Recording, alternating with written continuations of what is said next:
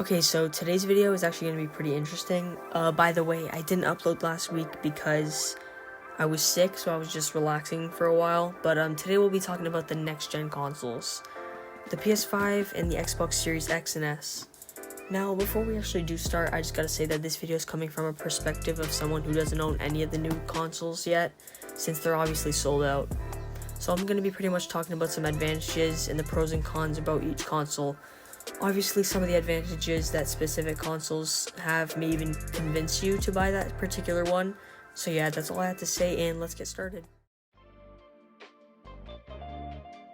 So first, we're going to start with the PlayStation 5. I personally think this is actually a really good console.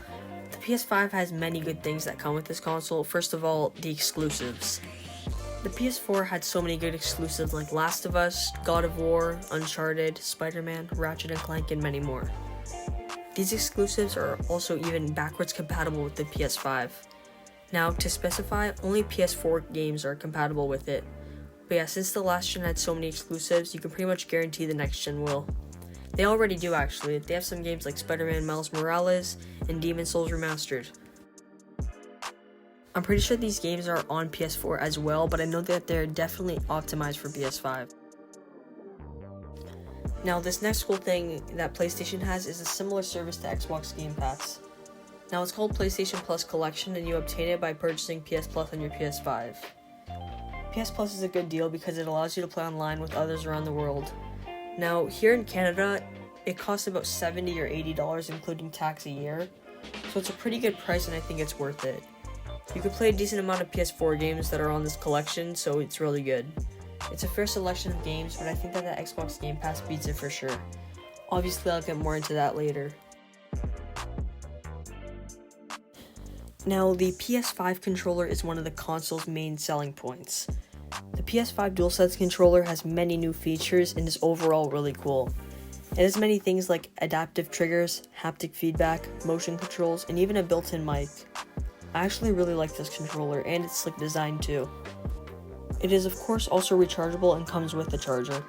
The PS5 even comes with a game called Astro Boy's Playroom, I'm pretty sure, and I think it's where you can pretty much test out all of the DualSense's features and abilities.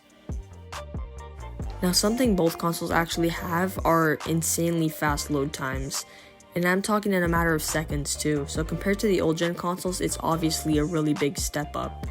The PS5 obviously has so many other features I haven't talked about, like how you can specifically clip the times you earn your trophies, and even being able to customize your console with the detachable panels. Another improved feature of the PS5 is the UI. Its user interface is very simple, clean, and efficient. It doesn't look too different from the PS4's UI, but I honestly think it looks really good. It looks way more improved, and when you scroll over games, it'll even show a cool wallpaper or background of it. Now, the PS5 costs around $629 here in Canada. Then the digital version with the same specs and everything costs $499. The console will also hook you up with everything you need to plug in and play, like the power cord, the HDMI, and the controller. So honestly, now the PS5 has obviously gotten some much improved hardware compared to its last console. I don't know the actual specs. I know it has a 4 to 8K resolution in 120 frames, but besides that, I'll just put a picture up and you can pause it if you want. But yeah, next we're going to be moving on to the Xbox. Now, next we're going to talk about the Xbox Series X and S. Now, I personally prefer the Xbox. I like the controllers, services, and even the exclusives. But let's start with the exclusives. As we all know, the main reason Xbox is still a thing today is because of Halo. This was the flagship title for the original Xbox and is still such a popular series to this day. But Xbox also has other exclusives. Now, the Xbox has games like Forza, Fable, Gears of War, Sea of Thieves, State of Decay, and many more. Not only that, but all the games that I named are actually all playable on Xbox Game Pass. I'll get more into that later, but yeah, this is the generation where Xbox is actually going to start pushing out more quality exclusives. And that's something I'm really happy about. But not only that, but Microsoft has actually bought Bethesda or ZeniMax Media, so you can maybe expect some more content from them too. Now, onto their services. Xbox has Xbox Live, Game Pass, and Game Pass Ultimate. Xbox Live is a service that allows you to play online and also gives you 3 free games a month, which is just like PSN. Game Pass is probably the best service in gaming. It gives you access to over 100 games that are all playable as soon as you download them. Game Pass Ultimate is pretty much Game Pass and Xbox Live bundled into one service. Game Pass Ultimate also gives you EA Play, which is another 90 games that are all playable. So you're paying around $200 to $250 Canadian for well over 200 games and online service. And almost every exclusive from the Xbox One and 360 is on Game Pass too, which leads to my next thing.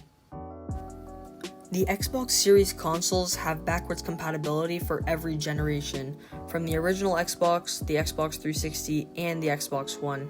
You can play so many games from every console, so you can even bring out your old games and go and play them. But that's if you are on Xbox Series X. The Xbox Series S is a completely digital console, so you can't use your discs. It also has lower specs compared to the Series X by a good amount too. But the thing is, you get what you pay for, and for a next-gen console, this is actually really affordable and cheap. For only $379, you can play next-gen games at 120 frames per second. Now onto the controller, and to be honest with you, it's almost identical to the Xbox One, but I guess if it has no issues, why change it? Obviously they've touched up a couple things like the grip, and they also added a share button, but nonetheless, they're pretty much similar. The UI is also the same as the Xbox One, except it's way easier to manage, it's less laggy, and it's overall improved. They made it way less confusing than the original Xbox One UI though. And a really cool feature I thought I'd mention pretty quick is actually quick resume. You can resume your games just by clicking on it, and you no longer have to load them all up again. So I'm going to put up a picture of the Series X's specs, and then I'll put one up for the Series S. Pretty big difference between the two. The Series X is obviously slightly better than the PS5. But yeah, you can pause it if you want to, and we're going to move on. Now, they both have their own advantages, so it really depends what you're looking for out of these consoles. I'd say the Xbox is more affordable because of the amount of games you get from Game Pass and even the cheaper digital console. But the thing is, the PS5 digital console has better specs than the Series S, but at the same time is more expensive. The thing about the PS5 exclusives is that it's majority single-player games. But when it comes down to the standard PS5 and the Series X, the Xbox has better specs. And by the way, I thought I'd mention, if you do want to play PS4 games on your PS5, you actually need to use the PS4 DualShock controllers for some reason. I personally just think it comes down to preference. If you want to spend less money and maybe want more games, then I'd probably say Xbox, since Game Pass has a lot of titles and the exclusives go there day one. But if you like the DualSense or single-player exclusives like Spider-Man, God of War, or Final Fantasy, maybe consider the PS5. Or maybe just get the console your friends are on, even though I'm sure most games are going to be cross-platform anyways. Regardless, these consoles aren't too different apart, and I'm sure they'll both do great.